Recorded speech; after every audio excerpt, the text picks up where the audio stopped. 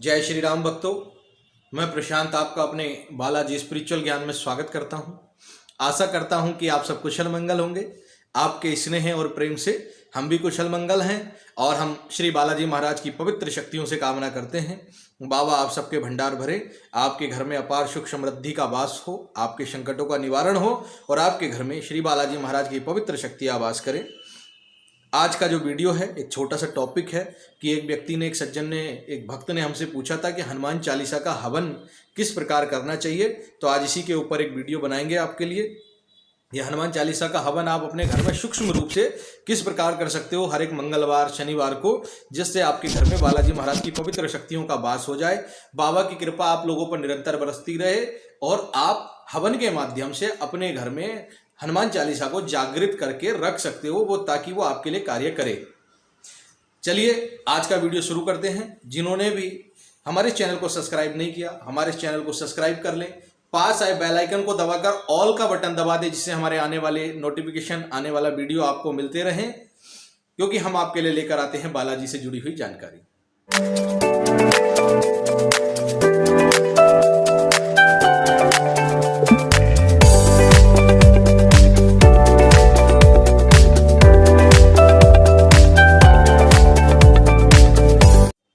देखिए, हनुमान चालीसा का पाठ करने से हनुमान जी की विशेष कृपा प्राप्त होती है, क्योंकि हनुमान चालीसा बहुत सारे कार्यों के लिए है, किसी एक कार्य के लिए नहीं। सर्व कार्य सिद्धि होता है हनुमान चालीसा को। अगर सर्व कार्य सिद्धि चालीसा बोला जाए तब भी कोई दिक्कत नहीं है, क्योंकि हनुमान चालीसा से समस्त कार्य संपन्न होते हैं। जैसे जो निर्बल हैं उनको हनुमान जी से बल प्राप्त होता है, जो बुद्धिहीन है, जिनको बुद्धि नहीं है, उनको बुद्धि प्राप्त होती है, जो रोगी व्यक्ति हैं उनको रोग से मुक्ति मिलती है, जो धन संपदा चाहते हैं उनको धन संपदा मिलती है, जो ऐश्वर्य चाहते हैं उनको ऐश्वर्य प्राप्त होता है, जो संकटों से मुक्ति चाहते हैं उनकी संकटों से मुक्ति हो जाती है। ग्रह कलेश हो गया, पितृ दोष हो गया, आपके घर के कुल देवी देवताओं का बंधन हो गया, दोष हो गया, सब हनुमान चालीसा से खुल सकता है और हनुमान चालीसा से सब कार्य हो जाते हैं। ऐसा कोई कार्य नहीं है जो हनुमान जी सिद्ध ना कर सकते हो, या हनुमान जी का पाठ उस कार्य को सिद्ध ना कर सकता हो। हनुमान चालीसा से आपके संपूर्ण कार्य बड़े आराम से हो जाते हैं। हनुमान जी एक ऐसे मात्र देवता हैं जो आपके भाग्य में नहीं होता उसको भी प्रदान करने वाले हैं। हनुमान जी ही एक ऐसे माध्यम है, हनुमान जी ही एक कलयुग के ऐसे देवता हैं जो आपके भाग्य में नहीं है उसको भी हनुमान जी बड़े आराम से प्रदान कर सकते हैं। इसका कारण ये नहीं कि हनुमान जी को हम कह रहे हैं, हनुमान जी का कारण यह है कि वो महादेव से भी आपका कार्य करवा सकते हैं, माता काली से भी करवा सकते हैं, दुर्गा से भी करवा सकते हैं, राम जी से भी करवा सकते हैं। ऐसा कोई देवी देवता नहीं है जिससे हनुमान जी कार्य सिद्ध नहीं करवा सकते या हनुमान जी कार्य सिद्ध नहीं कर सकते। वो स्वयं पर ब्रह्म है, सारी शक्तियां एक ही होती हैं। हनुमान जी सर्व सामर्थ्यवान है। कवन सो काज कठिन जग माही, जो नहीं होए तात तुम पाही। इस संसार का ऐसा कौन सा कार्य है जो हनुमान जी सिद्ध नहीं कर सकते या हनुमान जी से नहीं हो सकता। संपूर्ण कार्य कर सकते हैं हनुमान जी। बस फर्क ये है कि हमें उनको साधना, उनको मनाना आना चाहिए, उनकी साधना करने का नियम, विधान, विधि और अनुसरण आना चाहिए। हमें पूर्ण नियम संयम के साथ हनुमान जी की चालीसा उनका पाठ करना चाहिए, आरती करनी चाहिए, नियमों में रहना चाहिए, मन को शुद्ध और सात्विक बना के रखना चाहिए, पवित्र भाव के साथ उनकी पूजा करनी चाहिए, क्योंकि पवित्र देवता हैं। और ऐसा नहीं है कि वो गंदी चीजों को नहीं हटा सकते या तामसिक चीजों को हनुमान जी हटाने में असमर्थवान है, नहीं है, वो सब कार्य कर सकते हैं। बस जरूरत है तो उनको जगाने की, उनको उठाने की, उनको जागृत करने की और काम के प्रति उनको जो है प्रेरित करने की। उसके लिए आप हनुमान चालीसा का पाठ कर सकते हैं। हनुमान चालीसा स्वतः जागृत है, हनुमान चालीसा स्वतः ही सिद्ध है। हनुमान चालीसा जो है स्वतः सिद्ध पाठ है, उसको पाठ करने से आपको इंस्टेंट लाभ मिलता है। 7 बार 11 बार करते हो तो आपको हनुमान चालीसा सुनने से, पढ़ने से लाभ मिलता ही मिलता है। क्यों मिलता है? क्योंकि वो पहले से सिद्ध है, क्योंकि जिन्होंने तुलसीदास जी ने लिखा था वो सिद्ध थे और उनके द्वारा लिखा हुआ पाठ भी सिद्ध है। बस क्या होता है, इसको जागृत करने की आवश्यकता होती है। इसको जगाने के लिए आप नित्य प्रतिदिन 7 बार 11 बार 21 बार 31 बार 101 बार पाठ करना प्रारंभ कर दें। शनै शनै अर्थात धीरे धीरे ये पाठ जागृत हो जाता है। और अगर आपको इसको जल्दी से जागृत करना है, 11 दिन 21 दिन 31 दिन 41 दिन का संकल्प लेकर 108 पाठ डेली कर लें, तब भी ये हनुमान चालीसा जागृत हो जाती है। बस ये है कि अगर आप संकल्प लेकर करोगे तो उसमें आपको ब्रह्मचर्य का पालन करना होगा, पूर्ण संयम के साथ रहना होगा, प्याज लहसुन इत्यादि का परहेज करना होगा, तामसिक भोजन का परहेज करना होगा और मन की पवित्रता बना के रखनी होगी, संकल्प लेते हैं। और अगर आप डेली 11 पाठ करते हैं, 7 पाठ करते हैं, 31 पाठ करते हैं, तो वो संकल्पों में बंधा हुआ नहीं होता। बस उसमें आपको प्याज लहसुन का परहेज रखना है, तामसिक भोजन का परहेज रखना है। गृहस्थ आदमी भी इस पाठ को कर सकते हैं। अब बात करते हैं हवन की, कि इसका हवन किस प्रकार किया जाता है। इसका हवन करने के लिए एक सात्विक विधान है। नॉर्मल सामग्री आप ले लीजिए, मार्केट में जाइए, हवन सामग्री पैकेट वाली ले लेना, पतंजलि की आती है और भी आती है बढ़िया बढ़िया, आप वो ले लेना। पंचमेवा ले लेना, पंचमेवा में आप जो है काजू, किशमिश, छुआरे, बादाम ले सकते हो। गिरी का गोला ले लेना और गूगल लोभान ले लेना, जटामासी ले लेना और आम की लकड़ियां ले लेना। थोड़ा सा घी ले लेना, आधा किलो का, जो भी पतंजलि का गाय का शुद्ध देसी घी है। जिनके पास घर का नहीं है वो बाहर का घी ले लें। अपने घर पे आए, घर पे आने के बाद इन सारी सामग्रियों को मिक्स करें। काले तिल भी आप ले सकते हैं, मार्केट से काले तिल ले लेना, जौ ले लेना, चावल ले लेना। अगर आपको उसका अनुपात नहीं पता है तिल जो चावल का, तो उसको रहने देना इन चीज़ों को। और बाकी सामग्री जो हमने बताई है वो ले लेना। सूक्ष्म सामग्री लेकर के घर पे आइए, घर पे आकर के एक परात में सूक्ष्म सामग्री तैयार करें। मार्केट से बना बनाया हवन मिल जाता है, वो ले लीजिए, या आपके घर में परात हो लोहे की तो परात ले लीजिए, या आप अपना मिट्टी का छोटा सा बना सकते हो तो छोटा सा बना लीजिए। उसको अच्छे से सजाएं, फूलों से चौक बना करके बीच में सतिया बना दें, जो स्वास्तिक का निशान होता है, जो सतिया बोला जाता है, उसको उसके बीच में बना दें। उस पर आम की लकड़ी रखें। आम की लकड़ी रखने के बाद अपना बाबा के सम्मुख जो है ज्योत जागृत करें, गाय के देसी घी की, तिल के तेल की। हनुमान जी को चोला चढ़ा दें, सिंदूर, अगर घर में चढ़ाने की समस्या है, अगर घर में चढ़ाने वाली मूर्ति नहीं है तो सिंदूर, तिल का तेल और जनेऊ लाकर बाबा के चरणों में रख दें। और हवन करने के बाद उसको बालाजी मंदिर में जाकर या किसी भी हनुमान मंदिर में जाकर चढ़ा दें। और घर पे अगर मूर्ति है आप जिस पे चोला चढ़ा सकते हो तो उस पर आप चोला चढ़ाइए।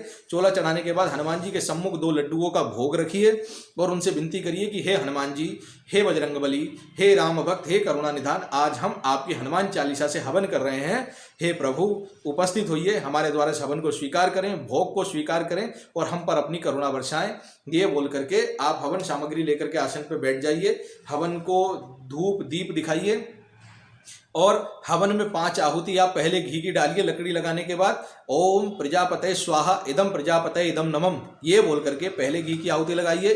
दूसरा ओम इंद्राय स्वाहा इदम इंद्राय इदम नमम, ये दूसरी आहुति आप इंद्र जी के नाम से लगाइए। तीसरी ओम अग्नाय स्वाहा इदम अग्नाय इदम नमम, ये बोल करके तीसरी आहुति घी की डालिए। उसके बाद चतुर्थ आहुति ओम सोमाय नमः इदम सोमाय इदम नमम, ये बोल करके आप चौथी आहुति डालिए। और 5वीं आहुति ओम भू स्वाहा, ये बोल करके आपने 5 घी की आहुति डाल दी। उसके बाद अग्नि को प्रज्वलित कर लेना है।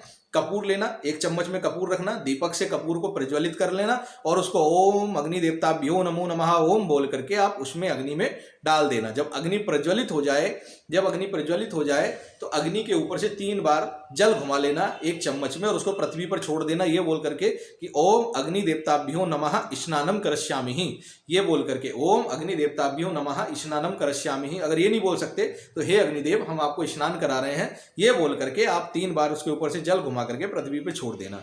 उसके बाद थोड़ा सा जो प्रसाद है, नैवेद्य है, वो अग्निदेव को अर्पण करना कि हे अग्निदेव हमारे द्वारा ये नैवेद्य स्वीकार करिए। और हाथ जोड़कर विनती करना कि हे अग्निदेव माता स्वाहा सहित इस हवन कुंड में उपस्थित होकर हमारे इस हवन को संपूर्ण करें। जिस देवता के निमित्त हम आहुति लगा रहे हैं उस देवता को ये आहुति स्वीकार कराइए, ये बोलना है आपको। और उसके बाद सर्वप्रथम 11 आहुति श्री गणेश जी की लगाइए। ओम गम गणपतये नमः ओम, ओम गम गणपतये नमः ओम स्वाहा, ओम गम गणपतये नमः ओम स्वाहा, ओम गम गणपतये नमः ओम स्वाहा।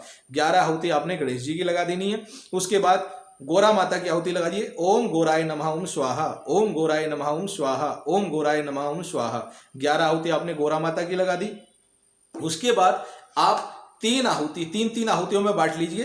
3 आहुति सबसे पहले भगवान विष्णु की लगाइए। ओम नमो भगवते वासुदेवाय नमः बोल के लगा सकते हैं, ओम नारायण नमः से लगा सकते हैं, ओम विष्णुवे नमः से लगा सकते हैं। उसके बाद 3 आहुति ब्रह्मा जी की लगाइए। ओम ब्रह्मदेवाय नमः, ओम ब्रह्मदेवाय नमः। स्वाहा जरूर लगाना है, मैं केवल मंत्र बता रहा हूँ। हर आहुति पे स्वाहा के साथ यह आहुति डलेगी। और तीसरी आहुति जो आप 3 आहुति लगाएंगे फिर महादेव की लगाइए। ओम नमः शिवाय ओम करके आप 3 आहुति महादेव की भी लगा सकते हैं। उसके बाद 3 आहुति आपको अपने कुलदेवता के नाम निमित्त लगानी है। ओम कुल देवताभ्यो नमो नमः ओम, ओम कुल देवताभ्यो नमो नमः ओम, ये बोल करके, या मम बोल सकते हो। ओम मम कुल देवताभ्यो नमो नमः ओम, मम बोलोगे तो आपके कुल देवता को लगेगा, तो इसलिए बोला ओम मम कुल देवताभ्यो नमो नमः ओम, ये बोल करके आप जो है कुल देवता की आहुति लगा सकते हो। आप अपने इष्ट देव की लगाइए। ओम इष्ट देवताभ्यो नमो नमः ओम। जो भी आपके इष्ट देवता हैं उनकी 3 आहुति लगा दीजिए। ओम कुल देव्यो नमो नमः ओम। ये कुल देवियों की आपकी कुल देवी की हो गई, आपने इनकी लगा ली। जिस क्षेत्र में आप बैठकर जाप कर रहे हो, जिस क्षेत्र में आप हनुमान चालीसा का हवन कर रहे हो, उस क्षेत्र के देवता को ओम क्षेत्रपाल देवताभ्यो नमो नमः ओम आप ये बोल करके लगा सकते हो। ओम क्षेत्रपाल देवताभ्यो नमो नमः ओम, ये बोल करके आप क्षेत्रपाल की आहुति लगा देंगे। इतनी सी आहुति आपकी हो गई। उसके बाद अपना मेन आहुति आप प्रारंभ कर दीजिए। ज्यादा बड़ा करने की आवश्यकता नहीं है। आपने जो आपके देवता थे उनकी अनुमति ले ली। उसके बाद आप हनुमान चालीसा की आहुति शुरू कर दीजिए। हनुमान चालीसा की कैसे आहुति करनी है, जैसे आपने पहला पाठ पढ़ा, मैं एक एग्जाम्पल देकर बता देता हूं। जैसे आपने पढ़ा जय हनुमान ज्ञान गुण सागर, जय हनुमान ज्ञान गुण सागर, ओम हम हनुमते नमः ओम स्वाहा। समझ गए? जय हनुमान ज्ञान गुण सागर, ओम हम हनुमते नमः ओम स्वाहा। इस तरीके से हर लाइन के बाद जब हनुमान चालीसा का पाठ करोगे, उस हर लाइन के बाद ओम हम हनुमते नमः ओम स्वाहा बोलकर आहुति लगाएंगे। पुस्तक में देखकर ही करिएगा, क्योंकि हनुमान चालीसा आप कंठस्थ याद होगी भी, लेकिन जब आप उसके बाद ओम हम हनुमते नमः ओम बोलोगे तो वो आप कहीं ना कहीं लाइन भूल जाओगे। तो आप अपने सामने पुस्तक खोल के रखिए, उसमें एक लाइन पढ़िए, उसके बाद ओम हम हनुमते नमः ओम स्वाहा बोल करके आहुति डालते जाइए। संपूर्ण आहुति संपूर्ण होने के बाद हनुमान जी की 108 आहुति ओम हम हनुमते नमः के साथ जरूर लगाएं। हनुमान चालीसा से संपूर्ण आहुति देने के बाद जब आप हनुमान चालीसा की संपूर्ण आहुति लगा चुके हो, उसके बाद ओम हम हनुमते नमः ओम से 108 आहुति हनुमान जी को दीजिए। उनको भोग अर्पण करिए। जो भी आपने लड्डू लिए हैं, जो लड्डू बाबा के चरणों में रखे थे, एक लड्डू लेना। ओम हम हनुमते नमः ओम स्वाहा नैवेद्यम समर्पयामि कि हे हनुमान जी, हम आपको नैवेद्य प्रदान कर रहे हैं, आप प्रदान कर दीजिए। मार्केट से जो एक गोला लाए होंगे, गिरी का गोला आता है, उस गोले में आपने कुछ सामग्री भर लेना, उसमें थोड़ा सा नैवेद्य रख लेना और घी डालकर उस गोले को तैयार करके रख लेना पूर्ण आहुति के लिए। पूर्ण आहुति में आप उसका बाबा का ध्यान करेंगे कि हे बालाजी महाराज, हम पूर्ण आहुति स्वरूप आपको ये लगा रहे हैं। यदि हमसे कोई त्रुटि कोई गलती हुई हो तो उसको क्षमा करना। और पूर्ण आहुति के रूप में आप मंत्र बोलिए ओम हम हनुमते नमः ओम स्वाहा बोल करके आप हनुमान जी के चरणों में वो गोला आप उसके अंदर रख दीजिए हवन में। उसके बाद थोड़ा सा घी लीजिए, उसके ऊपर से घी धार बनाकर ऐसे डालते चले जाइए ऊपर तक।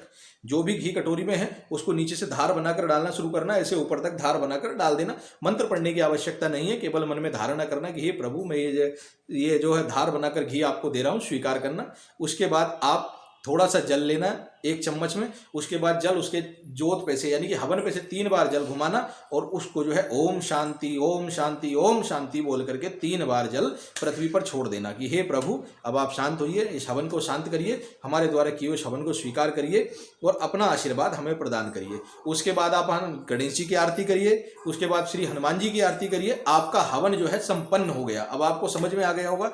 और आप अगर हर मंगलवार को या हर शनिवार को इस प्रकार हवन करते हैं तो आप जो भी हनुमान चालीसा पढ़ रहे हैं, उस हनुमान चालीसा का आपको इतना लाभ मिलेगा कि आपने सोचा ही नहीं होगा। क्योंकि जो भी आप हनुमान चालीसा नित्य प्रतिदिन करते हैं, उसका कहीं ना कहीं स्वरूप भगवान को हवन के रूप में, भोग्य के रूप में उनको प्रदान हो जाता है। उम्मीद करता हूं मेरी दी हुई जानकारी आपको अच्छी लगी होगी। मेरी दी हुई जानकारी आपको अच्छी लगी हो तो मेरे चैनल को सब्सक्राइब कर देना, पास आए बेल आइकन को दबा देना, जिससे आने वाली अपडेट, आने वाले वीडियो आपको मिलते रहें। हम आपके लिए लाते हैं बालाजी से जुड़ी जानकारी। जय श्री राम, जय श्री बालाजी महाराज, जय महाकाल।